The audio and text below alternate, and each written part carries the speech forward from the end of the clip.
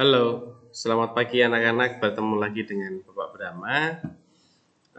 Bapak akan review sejenak sebelum memberikan materi yang baru. Yang kemarin sudah Bapak jelasin, yaitu mengenai makhluk hidup. Itu ada manusia, hewan, dan tumbuhan.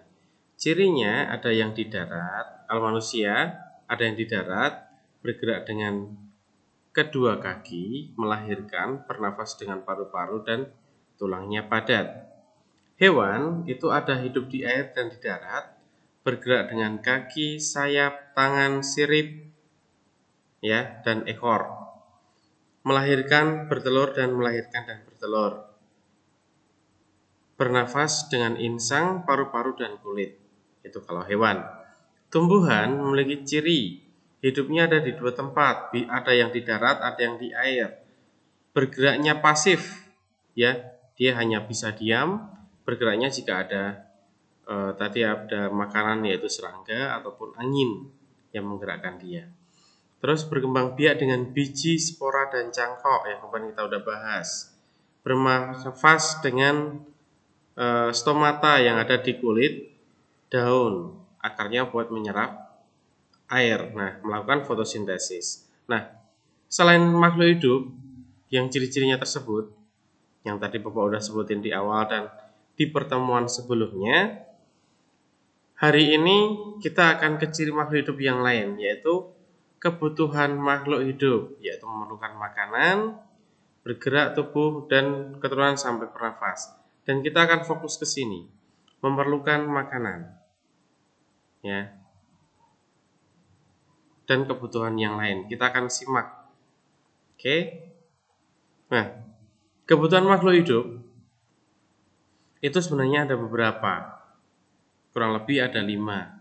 Yang paling penting, jika tidak ada salah satu saja, maka makhluk hidup nggak akan bisa hidup di sini tentunya, ya. Nah, yang paling penting yang pertama di antara kebutuhan makhluk hidup adalah udara. Nah, udara dibutuhkan oleh semua makhluk hidup, baik itu manusia, hewan, ataupun tumbuhan. Nah, udara di sini diperlukan untuk bernafas. Jadi jangan salah, tumbuhan pun juga bernafas, hewan juga bernafas, manusia juga bernafas.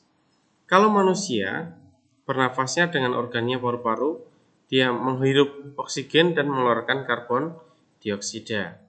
Katak atau hewan juga sama, ada yang pakai paru-paru, ada yang pakai kulit, katak tentunya. Nah, itu juga sama, menghirup oksigen, mengeluarkan karbon dioksida. Ikan menggunakan insang, ada yang menggunakan paru-paru juga, yaitu paus sama lumba-lumba. Tapi kebanyakan ikan menggunakan insang, yaitu membutuhkan oksigen di dalam air dan mengeluarkan karbon dioksida dari dalam air. Nah, ini tempatnya, yaitu insang. Nah, tumbuhan juga sama, bernafas. Bedanya, kalau tumbuhan itu menghirup karbon dioksida dan mengeluarkan oksigen. Makanya jika tidak ada tumbuhan, akan terasa panas banget, ya, di luar, dan oksigen akan terasa berkurang. Orang akan cepat pingsan di situ.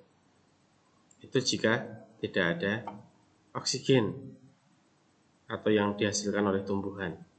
Nah, berikutnya ada air. Semua makhluk hidup butuh air. Manusia dan hewan untuk minum, ya, untuk minum. Selain itu juga untuk mandi juga ada hewan sama manusianya. Nah, manusia juga untuk air itu memasak dan mencuci. Ada yang buat transportasi dan sebagainya itu ada. Jika tumbuhan, air digunakan untuk proses fotosintesis atau membuat makanannya sendiri. Tumbuhan itu akan menyerap air dari dalam tanah menuju ke daun. Di situ adalah proses memasaknya. Nah, selain air, tentunya masih ada yang lain, ya. Tadi ada udara dan air. Nah, jika kekurangan air apa yang terjadi? Sebutannya adalah dehidrasi atau kulitnya akan kering kalau di manusia. Tahu-tahu pingsan. Kalau tumbuhan kekurangan air pastinya akan layu dan mati. Kalau hewan kekurangan air pastinya juga akan mati sama. Berikutnya, ada makanan. Nah, di sini Bapak contohkan beberapa makanan yang ada di beberapa slide yang sebelumnya yang pernah tayang di video Bapak sebelumnya. Manusia membutuhkan makanan untuk tenaga. Ini makanan manusianya. Nah, di mana manusia itu dapat makanan? Diambil dari tumbuhan, yaitu nasinya. Terus lauknya diambil dari hewan, daging, telur, dan sebagainya. Ada. Sedangkan hewan sendiri, ada yang memakan daging, ada yang memakan rumput atau daun-daunan.